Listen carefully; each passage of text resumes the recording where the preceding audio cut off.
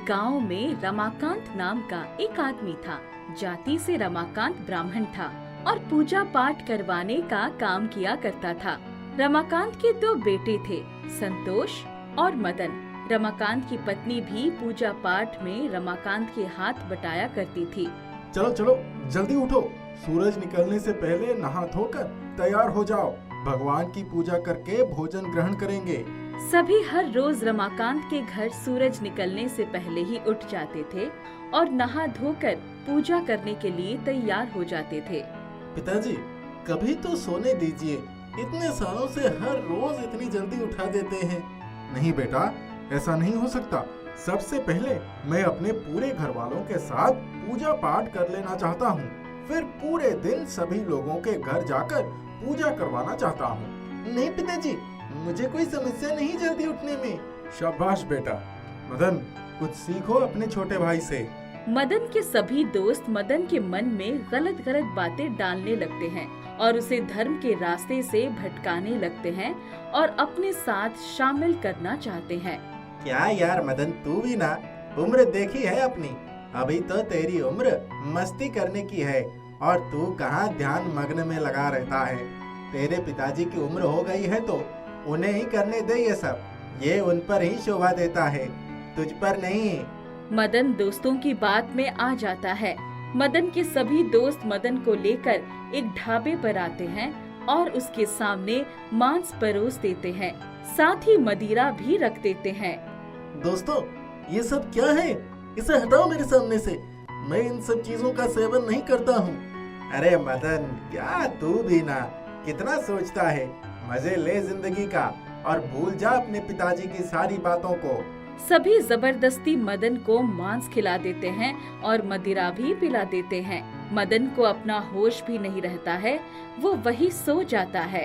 अरे, लगता है बेचारे की हालत खराब हो गई है। चलो दोस्तों, हम चलते हैं यहाँ से। मदन के सभी दोस्त मदन को वहीं छोड़कर चले जाते हैं। शाम में मदन की नींद खुलती है, तब तक उसका नशा उतर चुका था। हे भगवान, आज तो पिताजी मार ही डालेंगे। शाम होने से पहले घर पहुंचना रहता है और आज तो मैं इतना लेट हो गया। मदन दौड़ता हुआ घर आता है। कहाँ थे अभी तक? पिताजी, दोस्तों ने रोक लिया था। आज तक तो कभी ऐसा नहीं हुआ, फिर आज अचानक कैसे हो गया ये सब? माफ कर दीजिए पिताजी, फिर कभी ऐसा नहीं होगा। पहली और आखिरी बार माफ कर रहा हूँ। मदन घर आकर बिना कुछ बोले और उसके खाए पिए चुपचाप सो जाता है। अगले दिन वापस उसके दोस्त उसे मदिरा पिलाते हैं और मांस खिला देते हैं। अब हर रोज यही होने लगता है। धीरे धीरे मदन को भी सब कुछ स्वादिष्ट लगने लगता है और मदन भी अपने मन से मदिरा पान करने लगता है। एक दिन रमाकांत वहीं से गुजर रहा था। उसने मदन को मदिरा पीते और मांस खाते हुए देख लिया। शिव शिव शिव शिव, क्या देख लिया मैंने? रमाकांत तुरंत वहाँ से चला जाता है। मदन वापस घर आता है। रुक जाओ मदन, तुम घर के अंदर नहीं आ सकते। आज तुमने मेरे विश्वास को खत्म कर दिया है। अब मैं तुम्हें अपने घर में नहीं रख सकता। मैंने क्या कर दिया पिताजी? शिव शिव शिव, मुझसे तो बोला भी नहीं जा रहा है। आज मैंने जो खुद अपनी आंखों से देखा है, उसे मैं अपने सपने में भी नहीं देखना चाहता हूँ। निकल जाओ यहाँ से और कभी वापस मत आना। क्या पिताजी ने मुझे ढाबे पर देख लिया? ये क्या हो गया? चलो जाओ यहाँ से। मदन वहाँ से निकल जाता है और दोस्तों के घर आकर मदद मांगता है, मगर कोई भी उसे अपने घर नहीं रखता है। मैं इतनी रात में कहाँ जाऊँ? मदन सड़क किनारे एक और सो जाता है। अगले दिन वापस उसके दोस्त उसके पास आते हैं। हम तुझे अपने घर नहीं रख सकते, मगर यहीं पास में एक खाली खंडर है, वहीं तू रह ले। हम साथ मिलकर खूब मस्ती करेंगे। मदन उसी खंडर में रहने लगता है। हर रोज मदिरा सेवन करने लगता है। दोस्तों के साथ जुआ खेलना भी शुरू कर देता है। एक रात नशे की हालत में मदन और उसके दोस्त सामने से गुजर रहे थे। मदन के पिता रमाकांत भी वहीं से आ रहे थे। मदन, देख, तेरे पिता आ रहे हैं। आज उनकी वजह से तुझे इतनी परेशानी हो रही है। चल, उन्हें सबक सिखा देते हैं। मदन और उसके दोस्त रमाकांत के पास आते हैं। चल मदन, धक्का दे। नहीं दोस्तों, ये क्या कर रहे हो? ये मेरे पिताजी हैं, मैं इन्हें धक्का नहीं दे सकता। तो भी ना पागल है। सभी मदन का हाथ पकड़ते हैं और जोर से रमाकांत को धक्का दिलवा देते हैं। रमाकांत खाई में गिर जाता है और उसके हाथ पैर टूट जाते हैं। ये क्या करवा दिया तुम लोगों ने मेरे हाथों से? पिताजी, पिताजी मैं आ रहा हूँ। चल हट सामने से, हम तो तेरी मदद कर रहे थे। पिताजी उठिए, उठिए। मदन रमाकांत को कंधे पर उठाकर वैद्य जी के पास लेकर आता है और उन्हें पूरी बात बताता है। रुको, मैं अभी देखता हूँ। वैद्य जी रमाकांत का इलाज करते हैं, हाथ और पैर पर लेप लगाते हैं। रमाकांत को होश आ जाता है। ये लड़का यहाँ क्या कर रहा है? अभी के अभी यहाँ से भगा दीजिए इसे। मदन को अपनी करनी पर बहुत दुख हो रहा था। उसे होश आ जाता है। वो सोचता है कि वो आज तक जो भी कर रहा था वो बिल्कुल गलत था। मैं बहुत गलत कर रहा हूँ। पिताजी सही थे। अब मुझे अपनी करनी का पश्चाताप करना है और वापस अपने घर वालों के साथ रहना है। वैद्य रमाकांत को घर पहुंचा देता है। मदन वापस वैद्य जी के पास आता है। वैद्य जी, मैंने बहुत गलत किया है। मुझे मेरी गलती का एहसास हो चुका है। कृपया मुझे पश्चाताप का मौका दें। ये तो बहुत अच्छी बात है। कई लोगों को तो अपनी गलती का एहसास भी नहीं होता। तुम्हें तो अपनी गलती का एहसास हो गया है। अगर तुम पश्चाताप करना चाहते हो तो एक काम करो, यहाँ से कुछ किलोमीटर की दूरी पर एक झोपड़ी में एक घायल और कमजोर बूढ़ा पड़ा हुआ है। उसे जादुई जूस लाकर दे दो। वो जादुई जूस पीकर वापस अपने पैरों पर खड़ा हो जाएगा और तुम्हारा पश्चाताप पूरा हो जाएगा। वो जादुई जूस कहाँ मिलेगा? उसी जंगल में जहाँ बूढ़ा झोपड़ी बनाकर रहता है, वहीं एक जादुई जूस का कुआं है। मदन झोपड़ी की तलाश में निकल पड़ता है।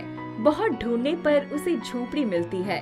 वो झोपड़ी के अंदर जाता है तो देखता है एक बूढ़ा लेटा हुआ है। मैं आपकी मदद जरूर करूँगा, आप निश्चिंत रहिए। इतना कहकर मदन जादुई जूस के कुएं को पूरे जंगल में ढूंढने निकल पड़ता है। जैसे ही मदन आगे बढ़ता है वो जमीन के अंदर घुसता चला जाता है और एक जगह पहुंचता है जहां एक कुआं दिख रहा था। लगता है यही वो जादुई कुआं है। मदन जैसे ही आगे बढ़ना चाहता है वैसे ही एक बड़ा केकड़ा उसके सामने आ जाता है। वो केकड़ा मदन को आगे जाने नहीं देता है। मुझे आगे जाने दो। ठीक है, जाओ। मदन कुएं के पास आकर जादुई जूस निकालता है और एक डब्बे में डालता है। जैसे ही वो निकलने लगता है वैसे ही केकड़ा उसे पकड़ लेता है। चलो हम जाकर दिखाओ। मदन खुद को छुड़ाने की बहुत कोशिश करता है मगर छुड़ा नहीं पाता है।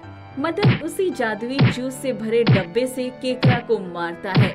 केकड़ा जोर से चिल्लाने लगता है और मदन की उंगली आधी काटकर खा जाता है। केकड़ा मदन को नीचे गिरा देता है। कटी हुई उंगली के साथ मदन दौड़ने लगता है। उसके हाथों से खून निकल रहा था। वो केकड़े के उठने से पहले ही भाग जाता है और वापस झोपड़ी के पास आता है और जादुई जूस उस बूढ़े को पिलाता है। वो बूढ़ा स्वस्थ हो जाता है। यह क्या हुआ? केकड़े ने मेरी उंगली काट ली और खा ली। रुको, अभी कुछ करता हूँ। वो बूढ़ा मदन की उंगली अपने हाथ में रखता है और वापस मदन की उंगली आ जाती है। आपका बहुत बहुत धन्यवाद। मदन घर वालों से माफी मांगता है। वैद्य जी भी मदन का साथ देते हैं और इस तरह मदन वापस से सही रास्ते पर आ जाता है और मदिरा पान छोड़ देता है। साथ ही अपने दोस्तों से भी मिलना जुलना छोड़ देता है। तुलसीपुर गांव में चंदू नाम का एक आदमी नमकीन बनाकर बेचने का काम करता था। उसकी नमकीन केवल तुलसीपुर में ही नहीं बल्कि आसपास के गांव में भी बहुत प्रसिद्ध थी, क्योंकि वो बहुत ही स्वादिष्ट नमकीन बनाता था। नमकीन ले लो, नमकीन ताजी ताजी बढ़िया बढ़िया नमकीन ले लो, नमकीन। अरे भाई, जरा पाव भर नमकीन पैक कर देना। जी अभी कर देता हूँ। एक दिन एक आदमी कहीं दूसरे गांव से आता है चंदू से मिलने। क्या तुम्हारा नाम चंदू है? जी कहिए साहब, मैं ही चंदू हूँ। चंदू, मैं शांतिपुर गांव से आया हूँ। हमारे गांव में तुम्हारी नमकीन बहुत प्रसिद्ध है। कुछ दिन बाद हमारे गांव में एक उत्सव है।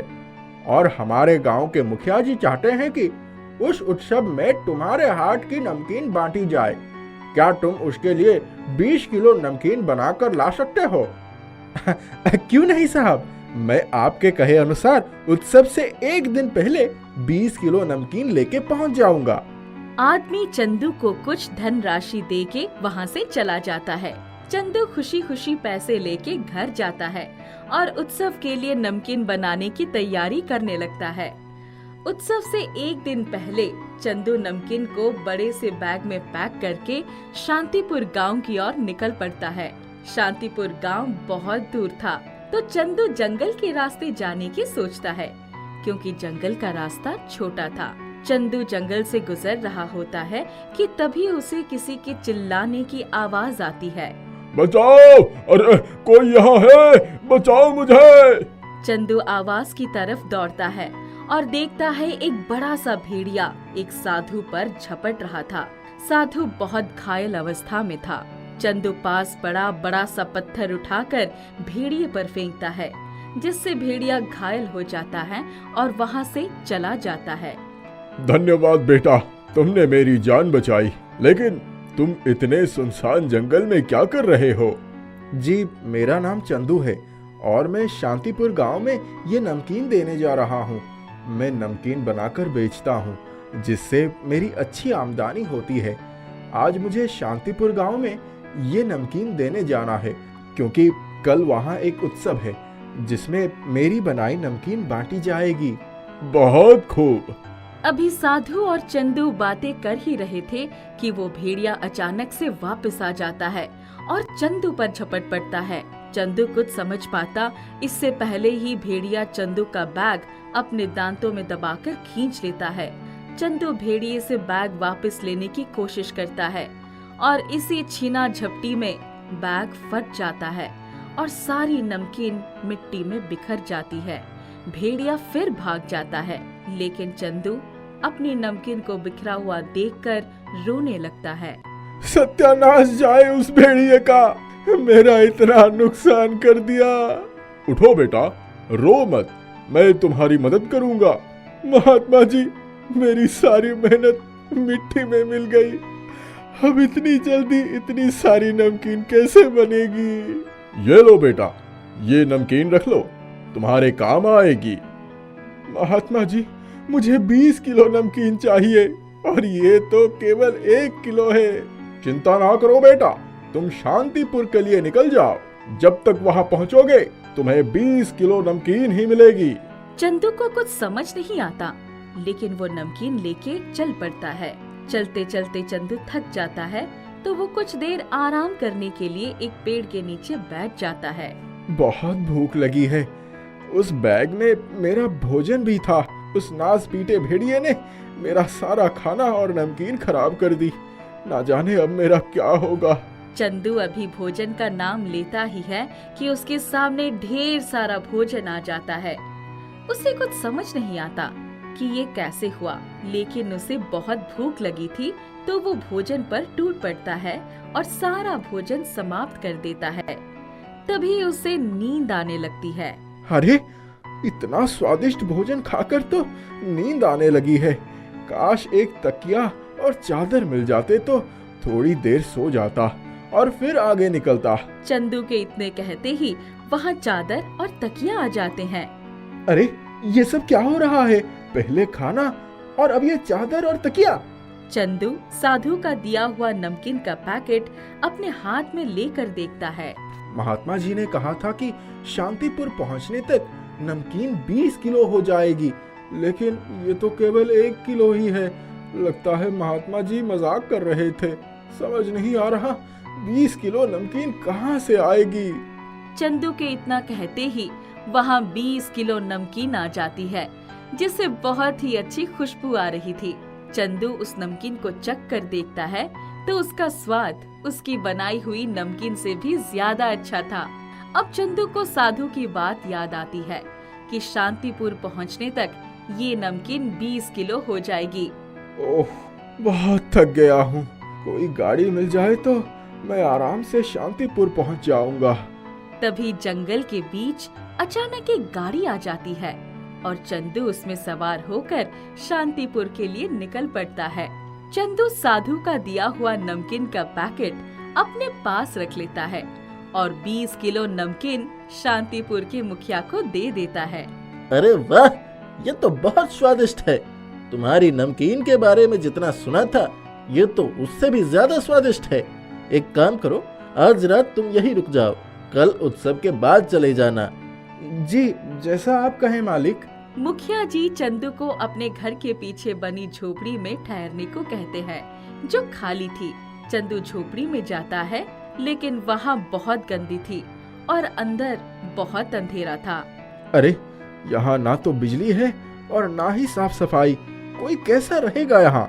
चंदू के इतना बोलते ही झोपड़ी एकदम साफ हो जाती है और वहाँ बिजली भी आ जाती है। चंदू को बहुत भूख लगती है। अगर कुछ खाने को मिल जाता तो मजा आ जाता। तभी वहाँ ढेर सारे स्वादिष्ट भोजन आ जाते हैं, जिसे चंदू बड़े चाव से खाता है। अभी चंदू खाना खा ही रहा था कि उसे बाहर से किसी औरत की आवाज आती है। 2 दिन से कुछ नहीं खाया, बहुत भूख लगी है। अगर कुछ खाने को ना मिला तो मेरे प्राण निकल जाएंगे, लेकिन मेरे पास कुछ खाने के लिए पैसे ही नहीं है।